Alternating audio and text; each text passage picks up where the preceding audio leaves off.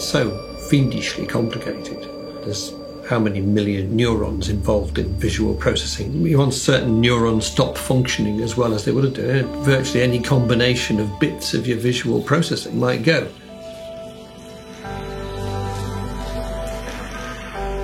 So the eyes are seeing it, but the brain is not recording it in a little slot back here. It's an image that your brain's made up from what your eyes have captured. And so if it makes it up wrong, it's then persistent, which is not always true of people with normal Alzheimer's.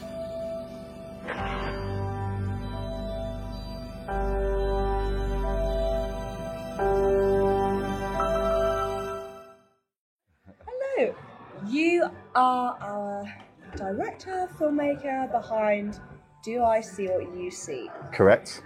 Could you just give us a kind of quick rundown of what the film's about? So the film is an animated documentary about people who have a rare form of dementia called posterior cortical atrophy, which is basically the same disease as Alzheimer's, but it affects a different part of the brain, meaning that people's symptoms are visual rather than related to their personality. So they have visual symptoms such as struggling to see shapes or colours or words, and the film basically is sort of told by people who live with this condition and their carers, and it sort of aims to visualise their symptoms and their experiences. Going downstairs, I can't see my feet. I always feel for the first step so I can gauge the rhythm of the stairs. You do not know where to put your feet, so you get vertigo. It gives you vertigo. Well, it's like standing on the edge of something that you could just jump.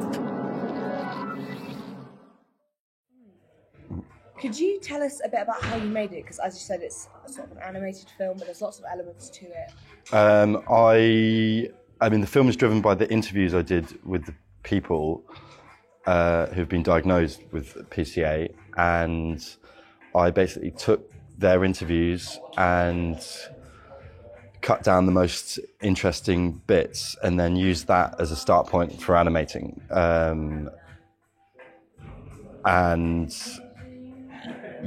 then the techniques involved were sort of CGI and rotoscoping mixed with hand-drawn animation. And we were talking earlier, you were mentioning about sort of the ethics of it, and so the original idea you had changed a little bit as you went on throughout it. Yeah, well, I mean, it sort of stayed the same. I guess the difficult challenge was that I didn't, as we were speaking earlier, I didn't want to make something that was too negative and too dripping with sympathy and sadness. I wanted to make something that was had a positive element to it, that showed the fascinating way that the brain works. But it was difficult to do that without ignoring the hardship that these people go through. So I was sort of treading a line between creating something that was beautiful and exciting and interesting, whilst also staying true to the real life experiences of how difficult it is to live with. And that was a balance that I sort of tried to manage throughout the process.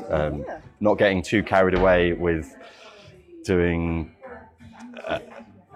sort of surreal, weird animations in it and think of it as a cool thing, and trying to make it, relevant to the people who featured in the film, if that makes sense. Yeah, I think it's a balance that works out quite well in the film. Thank you. As it is now. Uh-huh. If you had any advice for us as student filmmakers and people who enjoy film as a craft that it is, what would that be for us moving forward? As people who make films, who want to make films, keep doing what you're doing. It's funny, I mean, the film's been good for me. It's like the first time I've made a film that's really like broadly accessible to an audience. And I've had the opportunity to take it to quite a few festivals and seen lots of people talking about their films and their projects, which has been really enlightening. But the one thing that I keep hearing and keep sort of seeing people say is to just keep making stuff and keep developing your craft and keep believing in it, even if it means making a few rubbish things. Like, you learn from the process of making things. I think the best teacher is doing things, and throw yourself into it, immerse yourself, learn new techniques, but just keep doing it. It doesn't, eventually you'll find a way and you'll find your voice, and your work will start to speak for itself in that sense. I can see, but I can't see. It's very hard to describe what somebody sees to somebody else.